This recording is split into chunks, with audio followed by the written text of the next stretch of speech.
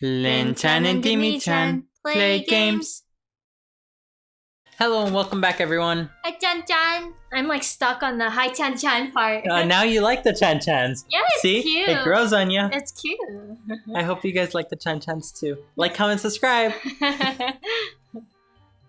Today we are going to be exploring more of the distant sprung, where water comes from. Sprung? Yeah, it's the sprung. Oh, spring? Spring? I guess it can be a spring. It doesn't have to be a sprung. I want it to be a sprung. Jeez. Sprung is past tense of spring, right? Yes. I don't think it's the same. You see, it says the distant sprung right there. Well, it goes into like the ambiguity of a language in general, but we can talk about that another time. Another time. Yeah, there's a lot of things that you can talk about when it comes to the language. You know? Yeah. I am so glad I discovered linguistics. Pikmin. I'm slowing down as I'm talking. I am so glad I discovered linguistics at UCSD.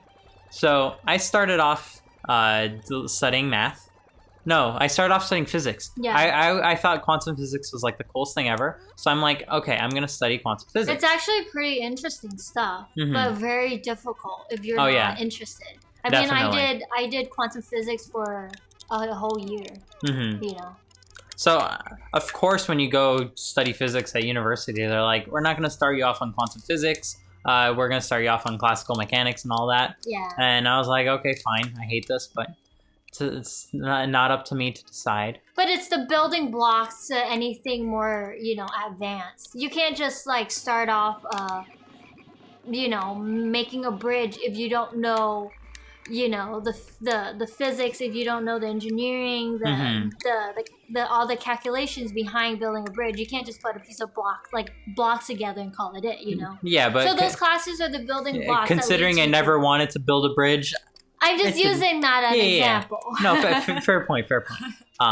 In any case, I have always been a programmer, so like that was my primary goal as for employment in the future and things like that. So I never really cared about college as like a way of getting money. It was purely to satisfy curiosity, really. And family, yeah. And I met Lynn, so I don't regret it at all. But eventually afterwards I went and studied math because the physics department was not very pleasant to talk to for a variety of reasons. Like I had work-related stuff that had more priority to me than finals, and they were unwilling to accommodate in any way. Whereas the math department was happy to accommodate, I guess because there weren't many people in the math department, which is probably a separate topic on its own. And then randomly, I discovered that linguistics was a thing, and I was like, that's cool. I don't care about math no more because I'm going to study linguistics. And for those who don't know, it's basically stop moving, dude. I just want to throw Pikmin at you. It's basically I'm not throwing them at all close to him. It's basically the study of language, not necessarily like how how languages work. Yeah, but like what makes up a language, like all the little components that go into a language. Not just words, but like how did the language come about? How did we even come up with these words? Yeah, like phonology, the phonetics of it. Why certain like makes no sense sounds exist? Yeah, things like that. Yeah. So I found that to be like, if you're learning a second or a third language, and the teacher's like trying to teach you these bullshit rules of like, oh, I before E except after C, because that's how English works, except not really. Then like it makes it very hard to learn a language that way, and if you had learned linguistics beforehand, it like clarifies so much as far as how languages work and what the actual rules are. Like there are rules, it's just a language teacher doesn't necessarily know them. Or they don't bother because they figured you're here to learn the language, not really how the language comes about, so they don't bother teaching you, and that's for like when you grow older and explore on your own. So, and that really got me thinking, like, I felt like I got a rather good education, like, from elementary to high school, having gone to a bilingual school my whole life. But I know that many people did not get such an opportunity, you know. And now hearing what my school has turned into, kind of like a bureaucratic, basically school for rich people. It did not give me a lot of optimism regarding that. I want to put these guys back. I don't want red guys. So like it got me thinking, like if I were to have like a pie in the sky long-term goal, I would love to open a school because there's so many areas in education that can be very much improved on, either based on like what I did get a chance at learning. Like I can go into many stories of like the classes that I thought were bullshit that were genius to teach like kids. And I'll talk about those another time, but like there's so many things that schools nowadays do poorly that they can do much better. And since then, I've heard about many different types of schools. Like, for example, there's what's the name? I always forget. There's just there's the normal public schools where it's, you know, the government takes care of it and everything, you know. And then there's this type of school called Montessori. And it's organized by the teacher, so not necessarily government. The teacher makes up the prerequisite, all the guidelines and stuff like that.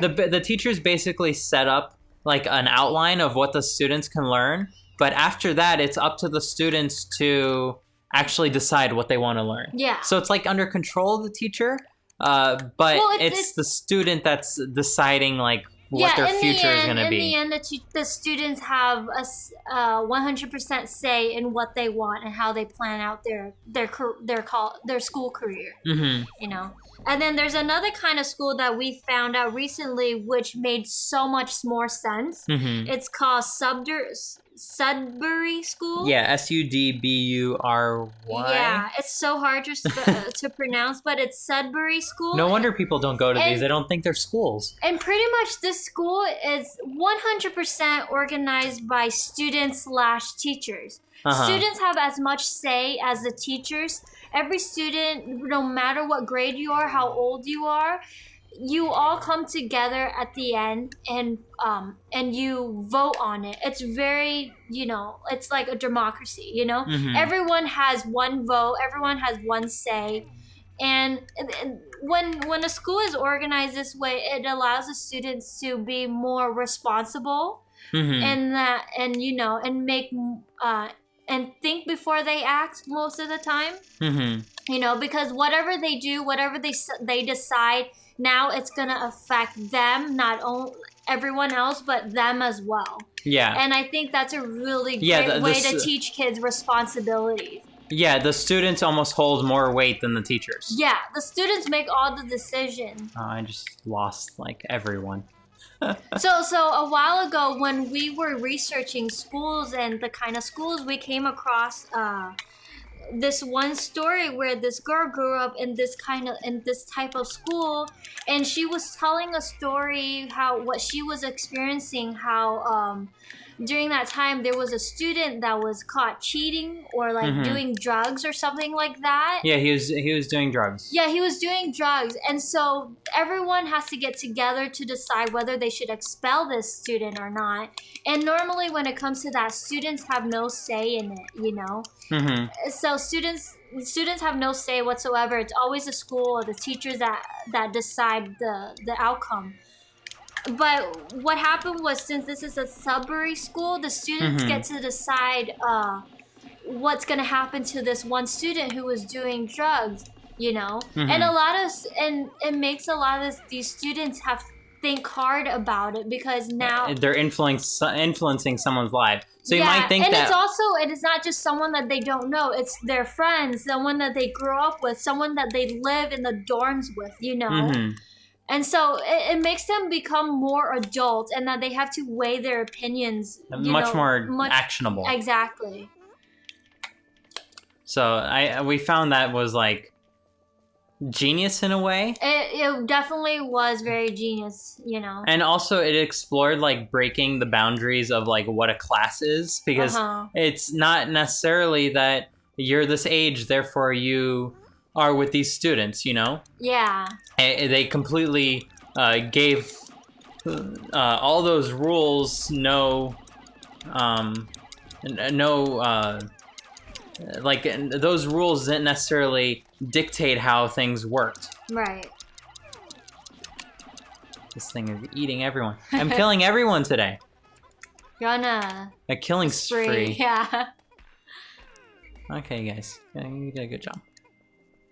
But yeah, this kind of school, I think it's great because it allows kids to think on their own and not just take what adults tell them and just follow those things, you know.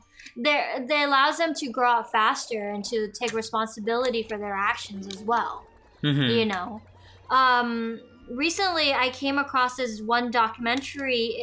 It's based on an elementary school. It's about an elementary school in China, and this documentary, I found it on YouTube actually, and it's called "Please Vote for Me." So as we all know, China, it's a communist country, and they don't think highly of democracy. Let's put it that way. Yeah, and they don't think highly of democracy. The citizens don't really have much say in it.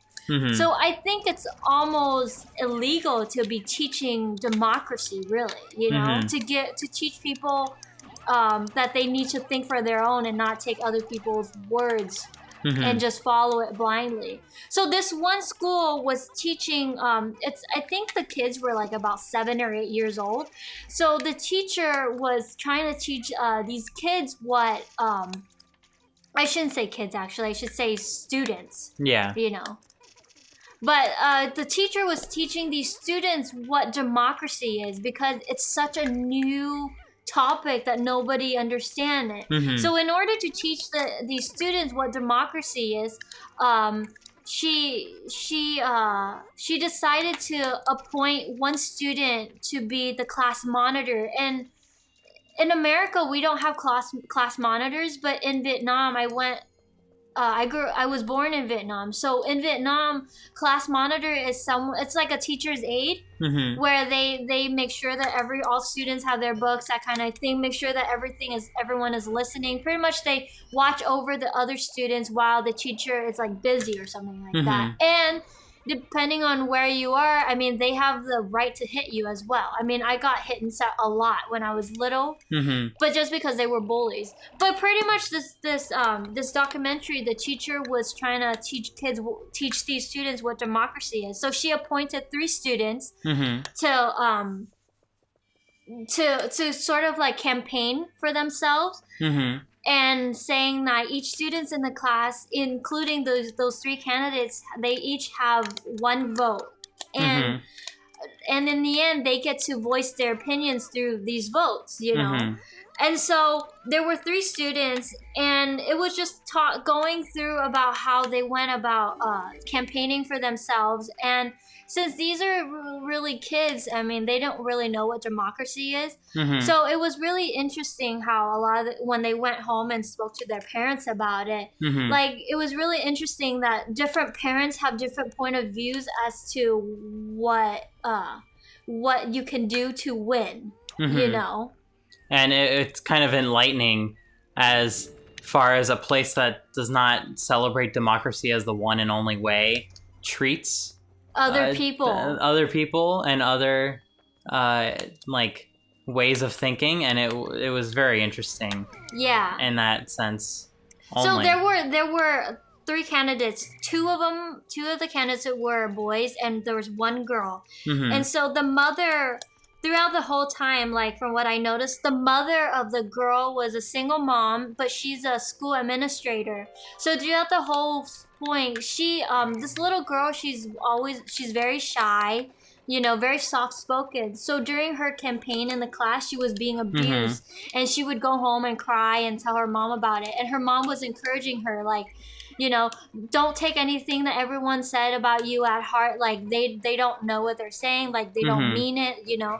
Like, all you need to do is you need to prove to them that, you know, you're worth their vote. And that, you know, be nice to them, talk to them, get to know them, show them who you really are. And I think that's really encouraging for a kid, you know.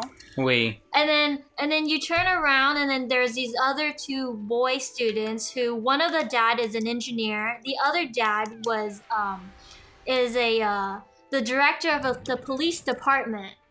So right off the bat, the director of the dad who is the director of the police department was teaching his son how to bribe the other students. That's horrible. How to bribe the other students, how to get votes, saying how if you want to win, you need techniques, you need tactics to win. Mm-hmm. You can't just straight up, being nice to everybody. That's horrible. And that was just when I was because that's what you're ending up teaching your kids. When I was watching that, I was like, I can't believe this dad is telling his kid to do that, Mm-hmm.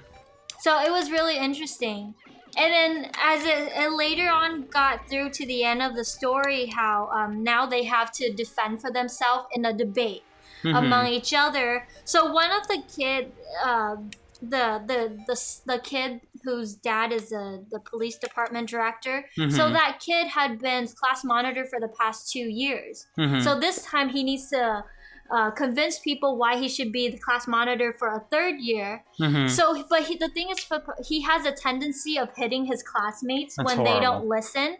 And so during the debate, or the night before when they were preparing for the debate, the kid was talking to his dad about what he should do. And being a responsible parent, you should tell your kids something along the line of like, if anyone ever bring up the fact that you hit other kids, you should say something along the lines of like, I'm sorry, I should not have done that. I will prove myself. I will do better. But instead of being a responsible dad telling his kid to do that, he was teaching his kid to say something along the line of, I'm managing the class. I have to be strict. If I'm not strict, nobody will obey me. So that's pretty horrible. Much it validates the fact that it's okay for the kid to hit other kids, and so that way they can obey him.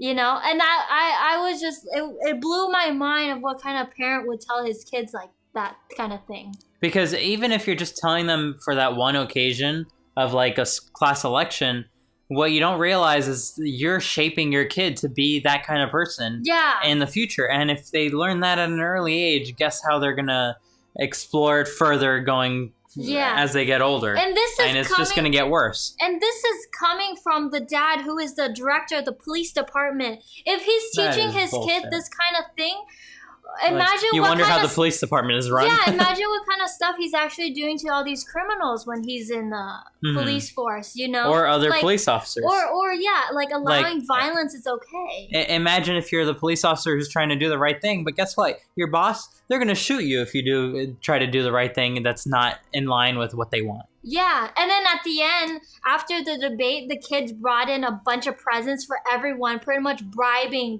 all the kids. So he ended up winning the debate and winning the campaign to be class monitor the 3rd time. I guess everyone quickly learned a lesson that bribery works. Yeah, and violence works too. And what it ends up with.